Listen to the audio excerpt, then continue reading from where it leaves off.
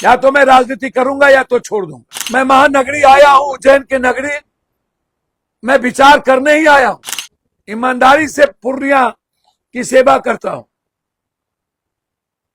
सीमांचल की सेवा करता हूं, हिंदू मुसलमान और बैकवर्ड फॉरवर्ड नहीं करता हूं। हर घर मेरा है और मैं किसी पार्टी के खिलाफ भी नहीं हूं,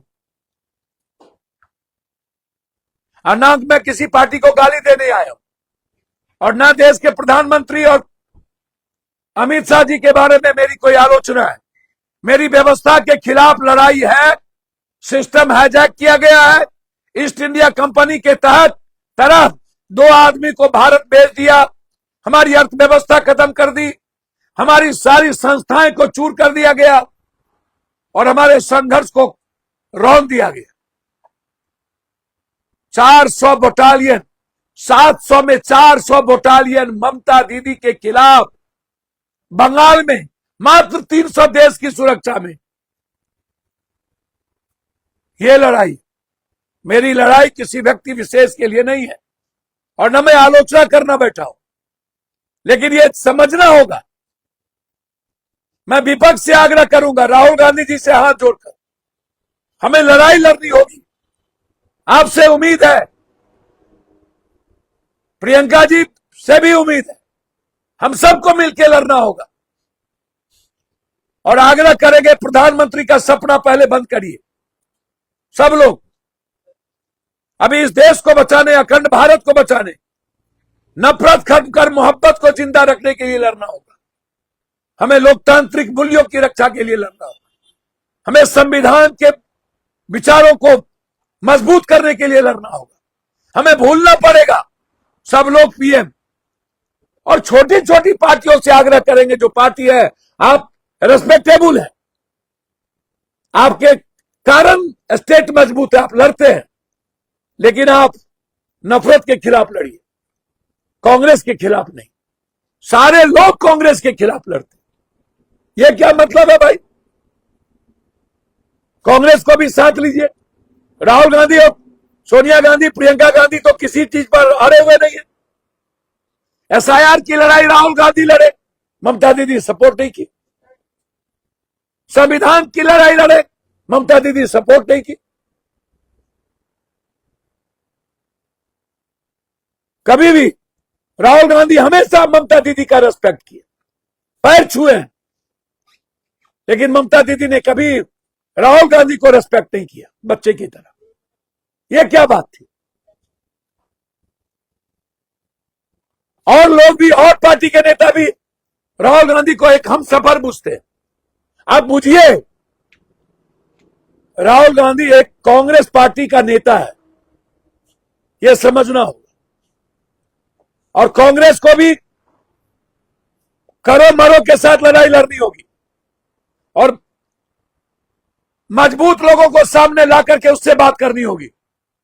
उसकी बात सुनिए। ये जो हाईटेक लोग हैं ना, इंग्लिश बोलने वाले और दिल्ली में बैठने वाले, उनको भी रखिए, मुझे आपत्ति नहीं है, वो भी सम्मान के पात्र है, लेकिन जो संघर्षशील साथी है उसको दरकिनार मत कीजिए। और हमें छोटी पार्टी को लेकर के अभी भारत बचाने की जरूरत है।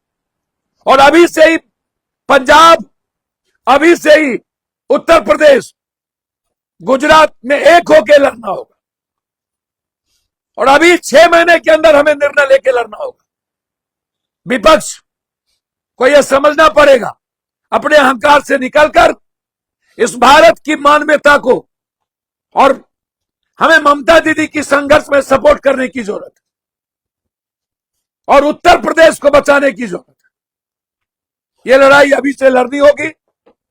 प्लीज, मैं फिर कह रहा हूं, पप्पू यादव ने जो बात कही, यह जो हम उत्तर से पूरा पश्चिम, यह जो चारों तरफ सेवा आश्रम, क्या यह देश के जनता को, गरीब को पसंद नहीं है? सिर्फ हिंदू मुसलमान? अंत में मैं इतना कहूंगा, ये जो देखिए ज्योतिष, अच्छे ज्योतिष का मैं रेस्पेक्ट करता हूं, जो मेडिकल है, जो बीएचयू, एमयू, जेएमयू, डीयू, सब जगह एक साइंस को पढ़ा है, साइंस मैथमेटिक्स को जाना है, लेकिन ये बाबा लोग जो ये शुरू कर देते हैं सनातन, ये ठिका लिए हुए, ऐसे बाबाओं से भी बचिए। जो भाषा दिल्ली में बैठे नेता बोलते हैं वही भाषा बाबा बोलते हैं, और वो लोग लगता है कि तकदीर बदल रहा है। बिल्कुल गलत। मैं सारे बाबाओं को चैलेंज करूंगा जो ज्योतिष सही में नहीं जानते, जो सनातन की बात नहीं करते हैं, जो नफरत की बात करते हैं, हमारे लिए चैलेंज लगा देना। या तो मैं राजनीति करूंगा या तो छोड़ दूंगा। अब बाबा लोग भी राजनीति करते हैं, इसीलिए यह चुनाव आयोग ने जीता है, यह चुनाव कोई पैसे ने जीता है, अदानी जी जीते हैं। यह चुनाव यदि विपक्ष एक नहीं हुए तो हम सबको चुनाव लड़ने की प्रक्रिया बंद कर देनी चाहिए। इससे सीखने की जरूरत है। पप्पू यादव को ज्ञान मत बांटिए। आप जितने लोग गाली देते हैं, जितना वजन होगा उतना बांट चुके हैं। हमें क्या करना है मुझे पता है, लेकिन मैं इतना जानता हूं ये मेरे लिए गंभीर पल है। मैं महानगरी आया हूं, उज्जैन की नगरी, मैं विचार करने ही आया हूं। मुझे क्या करना चाहिए यह निर्णय मजबूती के साथ चिंतन करके लूंगा ही।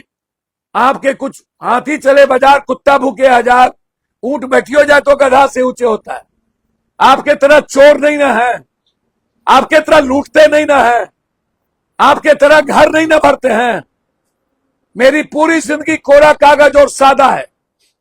मेरा सब कुछ गरीब का है, वो रहेगा, लेकिन उसकी सीमाएं क्या होगी ये इस पर जरूर मैं विचार करूंगा।